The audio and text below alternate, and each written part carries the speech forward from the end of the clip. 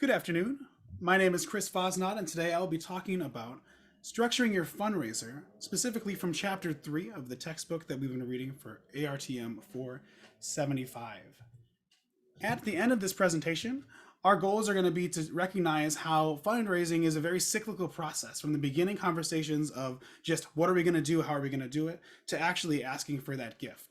And also, I'm going to mention how all of these different steps that we're going to talk about connect together. And I think that's represented super well in the picture here on the right. All of these cogs work together to result in fundraising, which we're going to talk about in just a second here. This entire presentation is based around the fundraising cycle that was developed by the fundraising school out of IU. And I'm going to actually break down this chart into 4 different sections moving forward, starting with some of the planning steps that take place initially. So this is the fundraising cycle. It'll be referenced in the top right of the presentation. Our first steps here, steps 1 through 5, are all about planning and making sure that everything is going to be happen at the right way, at the right time for our program and for our progress and fundraiser. So we're going to examine the case. What are we going to do? What are we trying to raise this money for? What is our goal as an organization? This is mostly involved in our case statement, which is all of the reasons why a donor should donate to a project.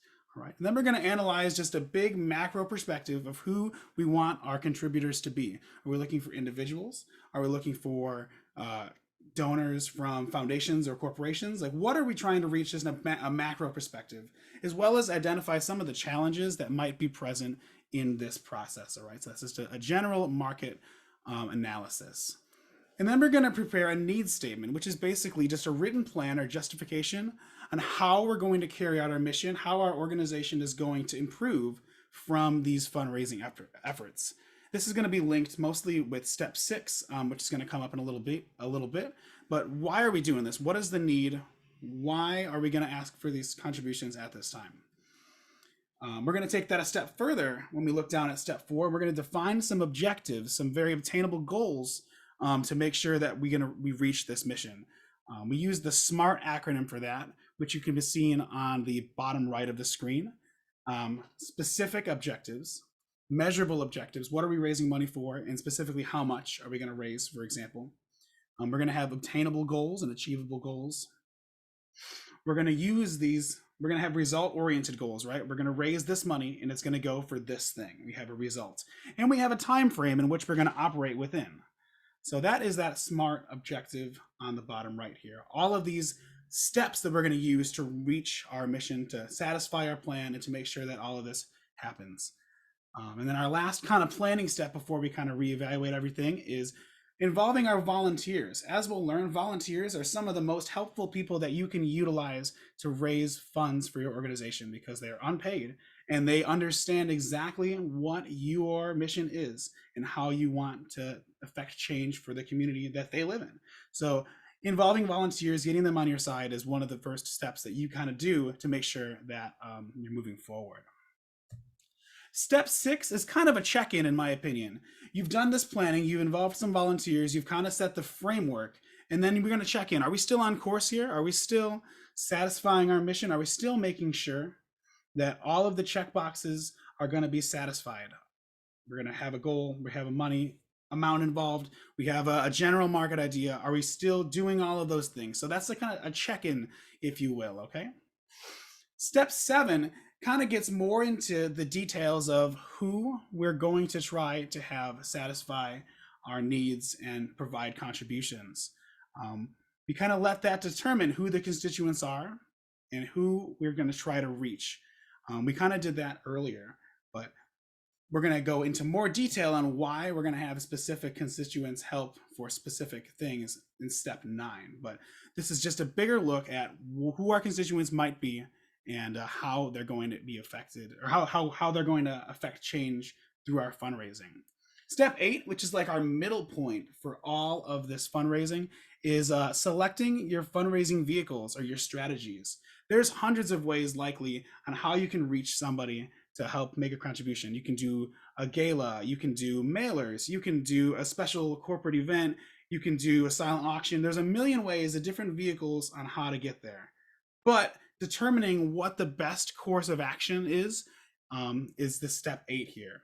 If you're trying to reach like a low-level donor, maybe just a mailer would be good. If you're trying to get big contributions, a gala would be that. So reaching different constituents different ways is step 8 here, because you can get many places. Here we go, with different vehicles. Step 9 is again a more breakdown specific version of who our constituents are going to be. And we look at that by their linkage, ability, and interest within the organization. If you have a strong bond with the organization, you have linkage. If you have the ability to donate, then that's great too. And if you have an interest in the organization, you're interested in the mission, that's also a key point on making sure that those constituents are going to help us, right? All 3 of those items, if you see in the middle of the screen, are linked together. And the more they have in common, the more likely they will be able to contribute to us moving forward. Step 10 is now we've had all of these the previous 9 steps have been mostly just planning and organizing. And now step 10 is putting all of those dots together. What is our goal and how are we going to reach it? Who are we pitching it to? How are we going to execute a plan? And then what is our timeline? All of those pieces come together in step 10. And then in linkage to that, step 11 is how are we going to communicate that? How are we going to build the rapport? How are we going to connect our constituents? How are we going to foster a relationship to potentially have a donor donate this year and donate next year? How are we going to communicate all of that together to make sure that we're all on the same page here? So these are our first big action steps. And then if we continue moving forward, this is where we actually get to our donations, to our solicitations, to our donations, and hopefully our renewed gifts down the road. So we're going to use our volunteers that we've educated, we've had on our side. They understand our mission. They want to advocate for us. We're going to activate our volunteers to preach our mission, to help us raise our goal, to raise our funds, to make sure that our projects and our needs are satisfied. Reaching our constituents, that's exactly what we're doing here. And again, all of this is going to be mission oriented. The 13th step, now that we've got our volunteers going, is we're actively going to solicit the gifts. We're going to use all of our vehicles in step 8 to pursue gifts from all of our constituents that we've determined in step 9 for our fundraiser. We're going to put all these pieces together, ask for the contributions from the people that are going to likely be able to provide them, and then hopefully we're going to have some fundraising, and we're going to use those gifts to satisfy our organization and continue to have us grow moving forward. All of this is great. We're asking for a one-time, in this example, just a one-time donation, but through the rapport that we've built from the relationships that we've fostered, it is our hope that we're going to be able to renew this gift moving forward.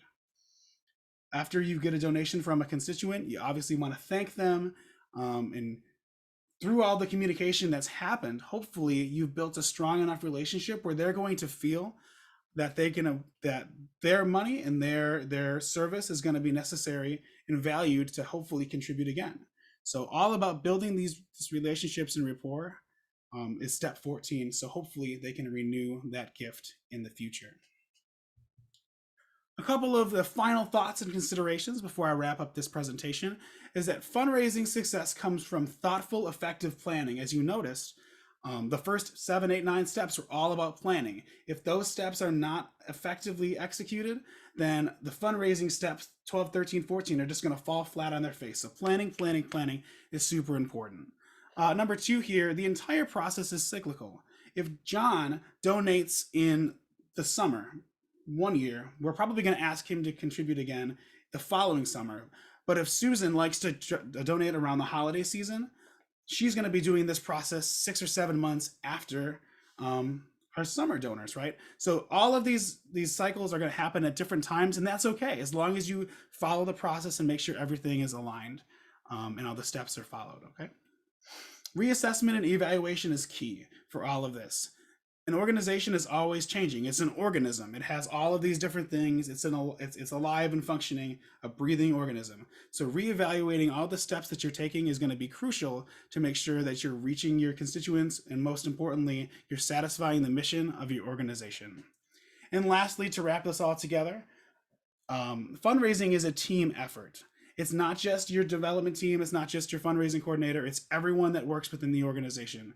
If you need to reach, or you're using every single asset you have from your organization to reach all of these constituents, okay? So thank you so much for joining me for my presentation, and I hope you were able to get some good takeaways from all of this. Thank you so much.